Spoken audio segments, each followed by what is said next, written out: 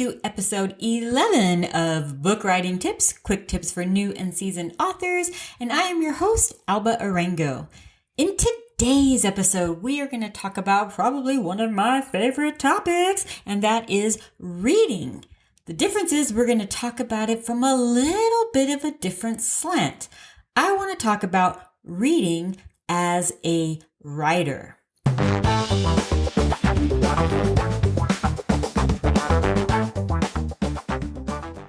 Alrighty then. Today's episode will be in two parts as always. In part one, I want to talk about, well, first of all, why reading is so important to you as a writer. But then I want to get more specific into talking about reading in your specific genre, as in the genre you are writing in. And then in part two, I want to talk about reading craft books. So let's get down to it. Why is reading so important to you as a writer? Well, there's a lot of different ways to answer that question, but I think I want to just talk about how if you are a writer, it is important for you to actually be reading things you enjoy reading things you want to write, reading things that are going to benefit you as a writer in general. And in doing all this reading, you're going to start to see what you like and what you don't like as a reader. And that's going to help you as a writer because you don't want to write something that you wouldn't want to read. So reading just in general is beneficial all the way around. Now let's get a little more specific. Reading in the genre you want to write in. One thing about genres is that they tend to have like a specific tone. So for example, if you enjoy reading and are going to be writing a cozy mystery, they have a certain feel about them, like a certain tone. If it turns too dark, then you kind of get out of that sort of cozy mystery feel that readers have come to love, and that's why they read in that genre. And the same is of course true if you're doing a psychological thriller. Throwing in a lot of humor might kind of change the tone of the sort of thriller part of it. So definitely read in the genre you want to write in to see what readers enjoy, what's popular, and that goes with trends as well. Sometimes you'll see trends in mystery that maybe 30 years ago would not have flown, but nowadays that's kind of what readers are expecting. So that's kind of the things that's going to actually bring me to my next thing, which is you really want to start reading books that have been published in the last 5 to 10 years. And I'm going to give you two big reasons why. The first one, I'm actually going to start with a personal story. So when I was a young and very, very, very naive author, I wrote a book and I thought it was amazing. And my mom thought it was amazing. And therefore I figured everyone would think it's amazing. So it was a children's book and I had the characters at 14, which I thought was, perfect. I said it was a young adult book and I thought it was great. So I went to a writer's conference and I pitched it to one of the top children's agents in the country. And she listened to my pitch and she was like, and what age is this for? And I said, oh, it's young adult, probably 13 or 14. My main characters are 14. And she was like, yeah, I don't think so. It really sounds like a younger audience. Like, what was your inspiration for this? And I told her, oh, well, I grew up reading, Nancy Drew and the Hardy Boys, and my favorite were the Three Investigators, blah, blah, blah, blah. And she was like, oh, yeah, that makes sense, the Three Investigators. She's like, because this sounds like something I would have sold in the 80s.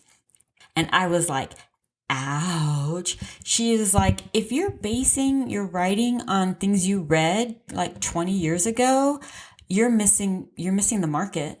That's not the way today's kids readers are. And that's actually something that is true across the board. And I will give you one more example of this. If you write mystery, the queen of mystery, Agatha Christie, she's like on a pedestal to me. I just think she is amazing.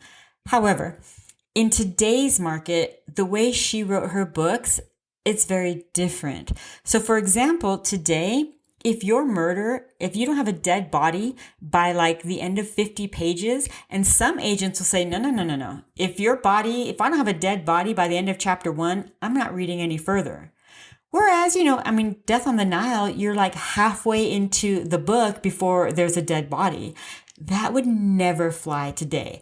And again, I know it is true. It is your book and you can write your book however you want. So if you don't want the murder to happen until like 3/4 of the way in, that's totally up to you.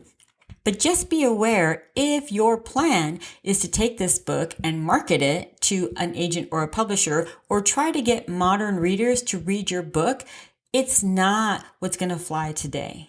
So keep that in mind. That's why reading in the last 5 or 10 years, books that have been published, is such a good idea. So that's part of why reading modern, 5 to 10-year-old books is important. The other part of this is if you are planning to pitch to an agent or a publisher, they are going to ask you for comp titles. And what they mean by that is they want to know where in a bookstore would your book fall? Like what books would be around it that would be comparable? And they are interested in books that have been published in the last 5 years. Some agents and publishers would be like, okay, if it's like 10 years old, that's okay. But if you're telling them it would be perfect right next to Harry Potter, because you know that Harry Potter is the most popular children's book ever, they're going to be like, no, I want to know what's been published in the last few years that your book would be around. Same is true if you're like, oh, I mean, definitely it's going to be like To Kill a Mockingbird for sure. It'd be like right next to it. No. It needs to be something in the last 5 or 10 years. So think about that as you're choosing the books to read, that the more modern the books are that you're reading, the better it's actually going to be for you in the long run as a writer if you're planning on pitching your book to an agent or publisher or to readers in today's modern market. Okay, before we get to part 2, it's time for this week's crazy law/writing prompt. If you're new to the podcast, every week I give you a challenge to write a story based on a crazy law. So I go and I find a law that was a real law once upon a time, and I challenge you to write the story of why you think what happened that they had to make this into a law. So here we go. Today's crazy law. In Providence, Rhode Island, drugstores may sell toothpaste, but not toothbrushes on Sunday. Okay, I really would love to get a little creative with that one. But there you go. That's your challenge for the week. So let's move on now to part 2, reading craft books. And I'm actually going to give you some specific books, but there are so many books out there that are wonderful that you can read about the craft of writing. So the first 2 books I'd like to suggest are both books about writing itself. And probably my personal number 1 favorite. And a lot of people love this book, and some people are kind of like, well, there are others, but I love it. And that is the book literally called On Writing by Stephen King. And if you've never read it, even as a seasoned author who's published many books, it really is a great book to remind you about the art of storytelling and how to do it. I will put a link to it in the description. So if you want to just click on it, it'll take you straight to Amazon. And if you want to order it, it is a really wonderful book. The second book on the craft of writing I wanted to recommend is not as well known, but it is still a really good book. And that is called Steering the Craft by Ursula Le Guin. And I am so sorry if I mispronounced your name, but that is yet another really great book on the craft of writing. So if you want some, there are many more books out there, and all you have to do is do a Google search for books on writing and you will find a lot of different books. These are just 2 to maybe get you started if you have never read a book on the art of writing the craft. Now, I am going to give you a couple other books to read, and these are good for writers at all stages, whether you're just starting out or if you have written books for, many years.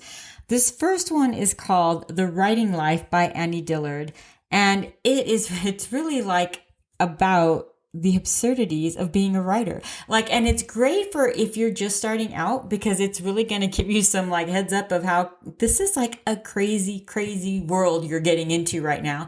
And if you're a seasoned author who's, published 20 books, there are so many parts of this that you are just going to laugh and be like, yes, yes, it is absurd. So it's definitely a fun book for authors of any level. And I would highly recommend it just to kind of give you a break from reading in your genre to read something that's just kind of fun and lighthearted and really good and knowledgeable at the same time.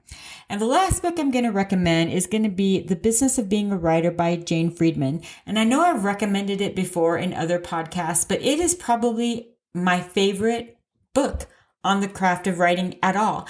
Now, hers is going to be a lot different than, say, like Stephen King's book, where he's really like, this is how you write a story. Hers is more like, okay, this is like literally what it's going to be like in the life of a writer. And if you're just starting out, it's great because she gives you all kinds of like ideas of like whether you're thinking of going self-publishing or traditional publishing and pros and cons. And she talks about marketing and she talks about working with an agent. And she talks about publishers. And I mean, she talks about a lot of things in that book that I think would be really beneficial to all writers, not just starting out writers, but seasoned writers too. I know I just bought the second edition. She's modernized it. So now, I mean, the first edition came out, I don't know, maybe 10 years ago or 7 years ago. I don't know how long ago it was, but I mean, things change and she has updated and it is wonderful. So these are just some books that I would recommend on the craft of writing. I know being a writer, I'm going to put links to all of them in the description. So you can just kind of go and check them out on Amazon to see if that's even something you're interested in. But I would encourage you to read not just in your genre, although I do highly encourage you to read in your genre and books that are published in the last 5 or 10 years, but also to read about writing, to read about the craft of writing. All of this is just really going to make you a better writer and really encourage and motivate you to continue in this amazing journey that you've started. As always, if you like it, please like, comment, subscribe, and I do a new podcast episode every Wednesday, so please join me on book writing tips, quick tips for new and seasoned authors. I will see you all next week. Be safe, have fun, and enjoy the writing experience.